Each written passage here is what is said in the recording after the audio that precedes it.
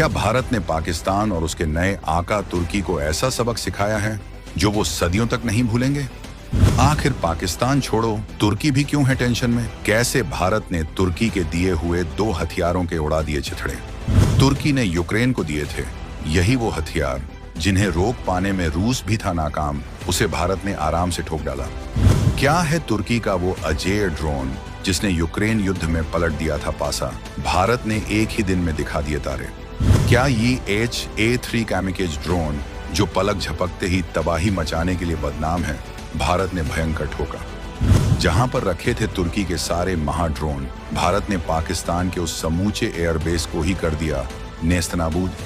तुर्की के सुल्तान अर्दोआन का घमंड कैसे हुआ चकनाचूर जब उसके सबसे घातक ड्रोन्स की कब्रगाह बन गया पाकिस्तान? वो कौन सी भारतीय दिव्य शक्ति है जो एक दिन में कर रही थी सैकड़ों पाकिस्तानी तुर्की ड्रोन्स को हवा में ही भस्म? आखिर कौन से वो भारतीय महाशस्त्र हैं जिन्होंने दुश्मन के हर मंसूबे को मिट्टी में मिला दिया है?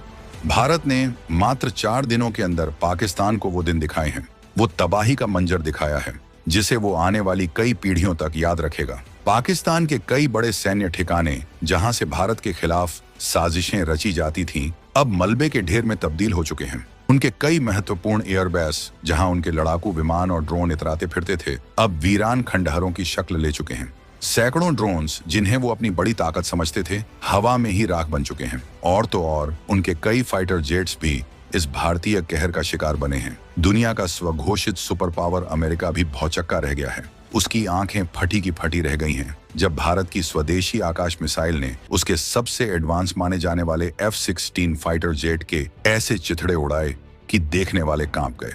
वही F-16 जिसे बेचकर अमेरिका कई देशों से लाखों करोड़ों डॉलर कमाता है और अपनी टेक्नोलॉजिकल सुपीरियोरिटी का दम भरता है, भारत की मिसाइल के सामने पानी भरता नजर आया। ये सिर्फ एक F-16 की बात नहीं है। भारत ने पाकिस्तान के पूरे सैन्य एयरबेस को ही ठोक डाला, उसे नेस्तनाबूद कर दिया। और सबसे बड़ी बात, पाकिस्तान का कुख्यात नूर खान एयरबेस, जहां माना जाता है कि उसके बगल में महज 10 किलोमीटर की दूरी पर पाकिस्तान का परमाणु जखीरा रखा है, वो भी भारत के निशाने पर था। अब इस पूरे ऑपरेशन में एक ऐसा खुलासा हुआ है जिसने न सिर्फ पाकिस्तान बल्कि पूरी दुनिया को हिलाकर रख दिया है। भारत ने सिर्फ पाकिस्तानी हथियारों को ही नहीं बल्कि तुर्की द्वारा पाकिस्तान को दिए गए उन खूंखार ड्रोन्स को भी राख के ढेर में बदल दिया है जिनका लोहा पूरी दुनिया मानती थी। तुर्की का वो मशहूर बायरेक्टर TB2 ड्रोन, वही ड्रोन जिसने यूक्रेन युद्ध में रूस जैसी महाशक्ति के टैंकों और सैन्य ठिकानों को कब्रिस्तान में बदल दिया था, जिस ड्रोन का इस्तेमाल करके यूक्रेन ने रूस को भारी नुकसान पहुंचाया था और जिसे रोक पाने में रूस भी एक समय के लिए नाकाम साबित हुआ था, उसे भारत ने ऐसे काटा है जैसे कोई गाजर मूली काट रहा हो। और इतना ही नहीं, दुनिया के लिए एक और नासूर, तुर्की का एक और खतरनाक ड्रोन YH-3 कैमिकेज ड्रोन जो पलक झपकते ही तबाही मचाने के लिए जाना जाता है, उसे भी भारत ने धूल चटा दी है। इस ड्रोन को भी भारतीय शूरवीरों ने मिट्टी में मिला दिया। ये देखकर पाकिस्तान तो छोड़िए, खुद तुर्की भी मातम मना रहा है।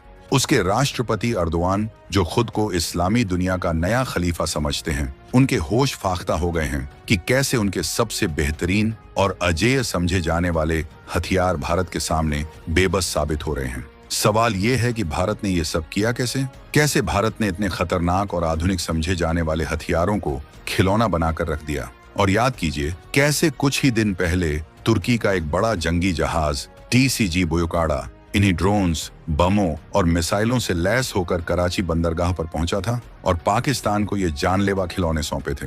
क्या ये तुर्की की कोई गहरी चाल थी जिसे भारत ने पहले ही भांप लिया? हम आपको बताएंगे इस धमाकेदार खबर की पूरी कहानी, तो बने रहिएगा वीडियो पर। और इस संबंध में आपके जो भी विचार हों, कमेंट में लिखकर जरूर बताइएगा।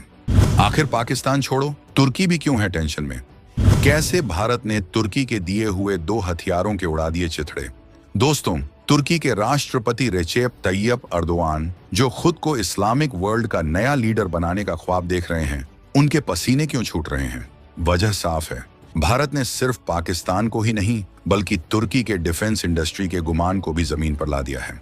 तुर्की पिछले कुछ सालों से अपने ड्रोन्स, खासकर बायरेक्टर TB2 और कैमिकेज ड्रोन्स के दम पर दुनिया भर में अपनी धाक जमाने की कोशिश कर रहा था। कई छोटे बड़े देशों को ये ड्रोन्स बेचकर वो अपनी इकोनॉमी को भी बूस्ट कर रहा था और जियोपॉलिटिकल दबदबा भी बढ़ा रहा था। लेकिन भारत ने एक झटके में उसके इन दोनों ब्रह्मास्त्रों की हवा निकाल दी।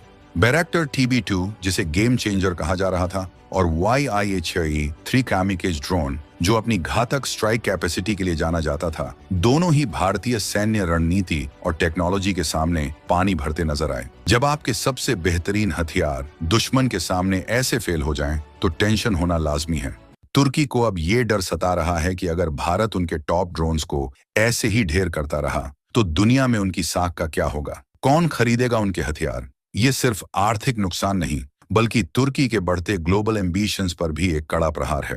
भारत ने दिखा दिया है कि मेड इन तुर्की का टैग कोई गारंटी नहीं है, खासकर जब सामने मेड इन इंडिया की चुनौती हो। बैरक्टर TB2, जिन्हें रोक पाने में यूक्रेन युद्ध में रूस जैसा देश भी हो गया था नाकाम, उनको भारत आराम से कैसे ठोक रहा है? अब आते हैं उस सवाल पर जो शायद सबके मन में होगा। आखिर ये बैरक्टर TB2 ड्रोन, जिसने यूक्रेन में रूसी सेना की नाक में दम कर दिया था, जिसके वीडियोस देखकर दुनिया हैरान थी कि कैसे ये छोटे ड्रोन बड़े बड़े टैंकों और आर्मर्ड व्हीकल्स को तबाह कर रहे हैं, उसे भारत इतनी आसानी से कैसे मार गिरा रहा है? देखिए, रूस और भारत की परिस्थितियों और तैयारियों में जमीन आसमान का फर्क है। यूक्रेन युद्ध के शुरुआती दौर में रूसी सेना शायद इन ड्रोन्स के खतरे को ठीक से आंक नहीं पाई थी। उनके पास शायद उस समय स्पेसिफिक एंटी ड्रोन सिस्टम्स और इलेक्ट्रॉनिक वॉरफेयर स्वीट्स की वो लेयर्ड डिफेंस मौजूद नहीं थी जो इन ड्रोन्स को प्रभावी ढंग से न्यूट्रलाइज कर सके। लेकिन भारत ने इस खतरे को बहुत पहले ही भांप लिया था। भारत ने अपने स्वदेशी electronic warfare systems, advanced radar network और multi layered air defence system पर जबरदस्त काम किया है। हमारे पास ऐसे सिस्टम्स हैं जो इन ड्रोन्स को उनके लक्ष्य तक पहुंचने से बहुत पहले ही डिटेक्ट कर लेते हैं, उनके कम्युनिकेशन को जैम कर देते हैं, उनके GPS सिग्नल को ब्लॉक कर देते हैं और अगर जरूरत पड़े तो उन्हें मिसाइल या लेजर वेपन से हवा में ही भस्म कर देते हैं। भारत की तैयारी सिर्फ हार्डवेयर तक सीमित नहीं है, हमारी टैक्टिक्स और ऑपरेशनल स्ट्रैटेजी भी इन ड्रोन से निपटने के लिए खास तौर पर डिजाइन की गई है। तो जहां रूस को शायद शुरुआती झटका लगा, वहीं भारत पहले से ही तैयार बैठा था। इसीलिए जो ड्रोन रूस के लिए सिरदर्द बना, वो भारत के लिए महज एक टारगेट प्रैक्टिस का सामान बनकर रह गया। क्या है तुर्की का वो बैरक्टर TB2 अजय ड्रोन, जिसने यूक्रेन युद्ध में पलट दिया था पासा? भारत ने एक ही दिन में दिखा दिए तारे। चलिए थोड़ा और जानते हैं इस बैरक्टर TB2 ड्रोन के बारे में, जिसे कुछ समय पहले तक अजय माना जा रहा था। ये एक medium altitude long endurance unmanned combat aerial vehicle है। आसान भाषा में कहें तो ये एक ऐसा ड्रोन है जो काफी ऊंचाई पर लंबे समय तक उड़ सकता है और हमला भी कर सकता है। इसमें हाई रेजोल्यूशन कैमरे लगे होते हैं जो जासूसी और सर्विलांस के काम आते हैं, और ये अपने साथ स्मार्ट माइक्रो म्यूनिशंस यानी छोटे गाइडेड बम और मिसाइल भी ले जा सकता है। यूक्रेन युद्ध में इसकी सफलता का एक बड़ा कारण था इसका स्मार्ट तरीके से इस्तेमाल।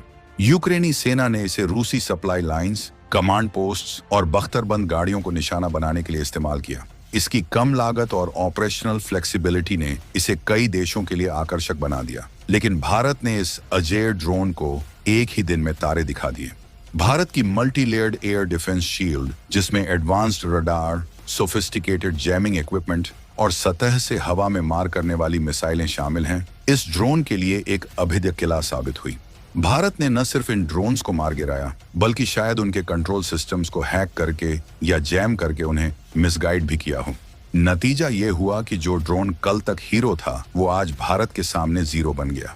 सिर्फ इतना ही नहीं, ये सारे ड्रोन और हथियार जिस जगह रखे थे, भारत ने उस एयरबेस को ही ठोक डाला। पाकिस्तान का एक महत्वपूर्ण एयरबेस, शायद मियांवाली या कोई और अड्डा, जहां तुर्की से लाए गए चमचमाते बैरक्टर TB2 और YIA-3 ड्रोन्स शान से खड़े थे। पाकिस्तान के जनरल और एयर मार्शल फूले नहीं समा रहे थे कि अब इन महा ड्रोन्स के बल पर वो भारत को चुनौती देंगे।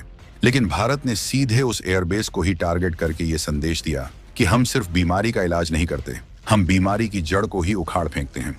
आखिर वो कौन सी भारतीय ढाल है जो एक दिन में 400 से 500 पाकिस्तानी तुर्की ड्रोन्स को हवा में ही कर दिया भस्म? ये सवाल हर किसी के जहन में है कि आखिर भारत के पास ऐसी कौन सी जादुई ढाल है, कौन सा ऐसा सुरक्षा कवच है जो एक एक दिन में 400 से 500 पाकिस्तानी और तुर्की ड्रोन्स को ऐसे भस्म कर रहा है जैसे वो कोई मच्छर मक्खी हो? तो ये भारत के इंटीग्रेटेड एयर डिफेंस सिस्टम और इलेक्ट्रॉनिक वॉरफेयर कैपेबिलिटीज का कमाल है। इसे आप एक मल्टी लेयर्ड सुरक्षा चक्र समझ सकते हैं। सबसे बाहरी परत में हैं हमारे लॉन्ग रेंज रडार्स और सर्विलांस सिस्टम्स जैसे इंद्र या राजेंद्र, जो सैकड़ों किलोमीटर दूर से ही इन ड्रोन्स की भनक पा लेते हैं। फिर आते हैं इलेक्ट्रॉनिक वॉरफेयर सिस्टम्स, जो इन ड्रोन्स के कम्युनिकेशन लिंक्स को जाम कर देते हैं, उनके नेविगेशन सिस्टम को बिगाड़ देते हैं या फिर उनके कंट्रोल सिग्नल्स को हाईजैक कर लेते हैं। अगर कोई ड्रोन इन शुरुआती परतों को भेदने में कामयाब भी हो जाए तो अगली परत में तैयार खड़ी हैं हमारी मिसाइलें, आकाश जैसी मीडियम रेंज मिसाइलें और स्पाइडर या बराकेट जैसी शॉर्ट रेंज मिसाइलें। और सबसे नजदीकी सुरक्षा के लिए हैं एंटी एयरक्राफ्ट गन्स और laser based directed energy weapons पर भी भारत तेजी से काम कर रहा है।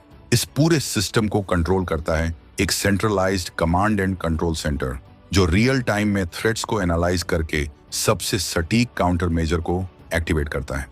ये ढाल कोई एक हथियार नहीं, बल्कि टेक्नोलॉजी, स्ट्रेटेजी और ह्यूमन इंटेलिजेंस का एक ऐसा कॉम्बिनेशन है जिसने दुश्मन के ड्रोन हमलों की कमर तोड़ दी है। वो कौन से भारतीय महाशस्त्र हैं जिन्होंने इन अमोघ तुर्की ड्रोन्स को खिलौना बनाकर रख दिया है? जब हम उन भारतीय महाशस्त्रों की बात करते हैं जिन्होंने तुर्की के इन तथाकथित अमोघ ड्रोन्स को खिलौना बना दिया, तो ये समझना जरूरी है कि ये किसी एक सिंगल वेपन सिस्टम का कमाल नहीं है। ये भारत की बढ़ती स्वदेशी डिफेंस कैपेबिलिटी और एक well planned network centric warfare approach का नतीजा है। सबसे पहले तो हमारे DRDO और अन्य डिफेंस लैब्स द्वारा विकसित अत्याधुनिक रडार सिस्टम्स जैसे कि उत्तम AESA रडार या वेपन लॉकेटिंग रडार स्वाति, ये दुश्मन के ड्रोन्स को बहुत पहले ही पहचान लेते हैं। फिर आते हैं हमारे इलेक्ट्रॉनिक वॉरफेयर सिस्टम्स जैसे शक्ति EW स्वीट, जो दुश्मन के कम्युनिकेशन और कंट्रोल सिग्नल्स को जाम करने या धोखा देने में माहिर हैं। इसके बाद हमारी मिसाइलों की फौज, जिसमें आकाश एयर डिफेंस सिस्टम, बराकेट और quick reaction surface to air missile शामिल हैं। ये मिसाइलें हाई स्पीड और हाई मैनवरिंग टारगेट्स को भी इंटरसेप्ट करने में सक्षम हैं। और फिर हैं भारत के स्वदेशी एंटी ड्रोन सिस्टम्स, जिन्हें DRDO ने डेवलप किया है। ये सिस्टम सॉफ्ट किल जैमिंग और हार्ड किल, लेजर या काइनेटिक प्रहार, दोनों तरह की क्षमता रखते हैं। इन सब के ऊपर है भारतीय सेना, वायुसेना और नौसेना के बीच बेहतरीन कोऑर्डिनेशन और रियल टाइम इंटेलिजेंस शेयरिंग। यही वो महाशस्त्र हैं, टेक्नोलॉजी का तालमेल, स्वदेशी ताकत और कुशल मानव संसाधन, जिन्होंने तुर्की ड्रोन्स के गुरूर को मिट्टी में मिला दिया।